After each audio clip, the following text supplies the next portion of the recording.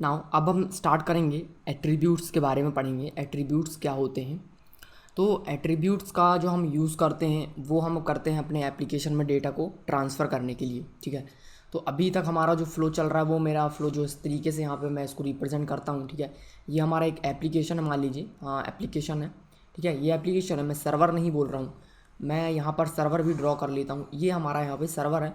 Server के अंदर यहाँ पर मल्टीपल एप्लीकेशंस यहाँ पर रन हो रही हैं। उसमें से मेरा एक एप्लीकेशन है जो कि इस ग्रीन कलर से आपको दिखाई दे रहा है। अब इस सर्वर के अंदर मैंने जो हमारा एप्लीकेशन है उसके अंदर क्या क्या चीज़ें यहाँ पर मैंने बनाई हुई हैं। यहाँ पर हम मल्टीपल सर्वर्स को क्रिएट करते हैं, मल्टीपल सर्वलेट्स को क्रिएट करते हैं। तो ये मैंने यहाँ पर सर्वलेट्स क्रिएट किए हुए हैं, ठीक है। नाउ सर्वलेट के बाद हमने यहाँ पर क्या क्रिएट किया हुआ है, जीएसपीज़ क्रिएट किए हुए हैं। तो ये मैंने यहाँ पर जीएसपी पेजेस क्रिएट किए हैं, जो कि जिसमें हम मार्कअप अपना लिखते हैं एचटीएमएल, जो कि क्लाइंट को सेंड होता है, ठीक है। क्योंकि आसानी से हम वहाँ पर एचटीएमएल क्रिएट करके इस क्लाइंट को सेंड कर सकते हैं।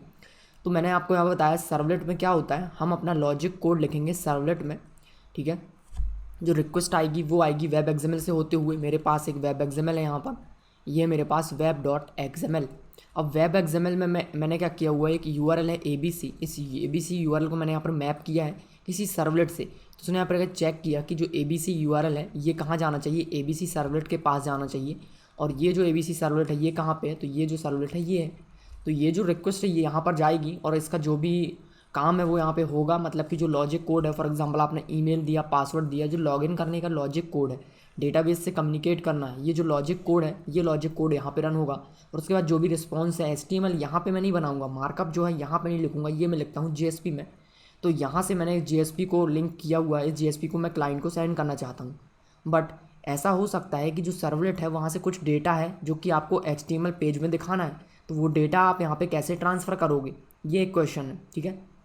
नाउ जीएसपी पेज को अलग कीजिए। मान लीजिए एक सर्वलेट में आपका लॉजिक कोड है, इससे रिलेटेड दूसरा लॉजिक कोड इस वाले सर्वलेट में है। तो इससे कुछ डेटा इस सर्वलेट को पास करना है।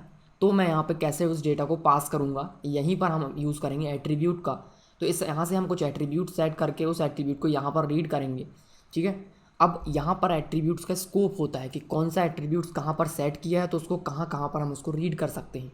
तो उसमें से पहला इस है रिक्वेस्ट स्कोप। रिक्वेस्ट में क्या है, जब आप एक रिक्वेस्ट सेंड कर रहे हो तो जब तक वो रिक्वेस्ट पूरा हैंडल नहीं हो जाता तब तक उस रिक्वेस्ट में जो भी आपने डेटा सेट किया होगा वो डेटा तब तक मिलेगा।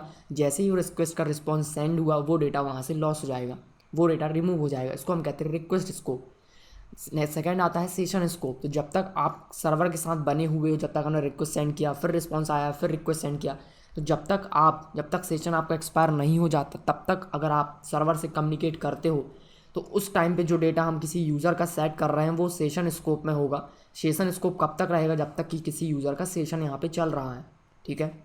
जैसे कि हमने सेशन को मैनेज किया था तो उसमें हमने एट्रीब्यूट सेट किया हुआ था। तो वो एट्रीब्यूट हमने जो सेट किया वो डेटा कब तक होता है, जब तक आपका सेशन एक्सपायर नहीं हो जाता, ठीक है।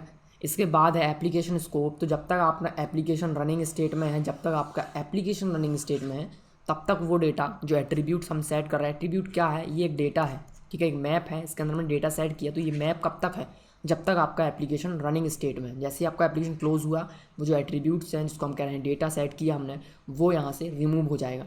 नेक्स्ट चीज़ आती है यहाँ पर पेज स्कोप। पेज मतलब कि जब हमने जीएसपी पेज क्रिएट किया तो इस पेज के अंदर जो आपने बनाया है वो आप इसी पेज के अंदर बस एक्सेस कर सकते हो, तो हम इसको कहते हैं पेज स्कोप।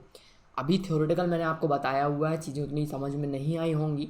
हम देखेंगे इसको नेक्स्ट वीडियो में कि इसे हम कैसे इम्प्लीमेंट करेंगे और हर एक स्कोप को हम यहाँ पे देखेंगे कि कौन सा वेरिएबल, कौन सा एट्रीब्यूट कब और कहाँ पे हम किस तरीके से एक्सेस कर सकते हैं और उसका वो कब तक वहाँ पर एक्सेसिबल होता है, क्या है ये scope, request scope, page scope, session scope, application scope, ये क्या चीज़ें हैं। तो इन सारी चीज़ों के बारे में नेक्स्ट वीडियो में प्रैक्टिकली बात करेंगे। बट जो मेन मोटिव है एट्रीब्यूट्स को यूज़ करने का वो है यहाँ पर डेटा को ट्रांसफ़र करना, डेटा को आपस में इनको कम्युनिकेशन में डेटा जो भी ज़रूरत है उसको हमें एक सर्वलेट से दूसरे सर्वलेट में, एक सर्वलेट से दूसरे जीएसपी में, एक जीएसपी से किसी और सर्वलेट को, या फिर इंटायर एप्लीकेशन में कहीं भी कोई भी डेटा आपने सेट किया तो उसको हम कैसे ट्रांसफ़र कर सकते हैं। इसके लिए हम यहाँ पर यूज़ करते हैं एट्रीब्यूट्स का।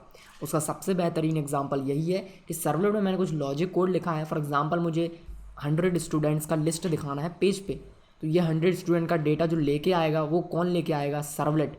सर्वलेट में वो लॉजिक कोड होगा डेटाबेस से कम्युनिकेट करने का। ये डेटाबेस है, इस डेटाबेस से डेटा कौन कलेक्ट करेगा? सर्वलेट। अब सर्वलेट को जो डेटा मिल गया है इसको मुझे जीएसपी में दिखाना है, तो ये जो डेटा है मैं इसको कैसे सेंड करूँगा? तो ये मैं करूँगा यूजिंग एट्रीब्यूट।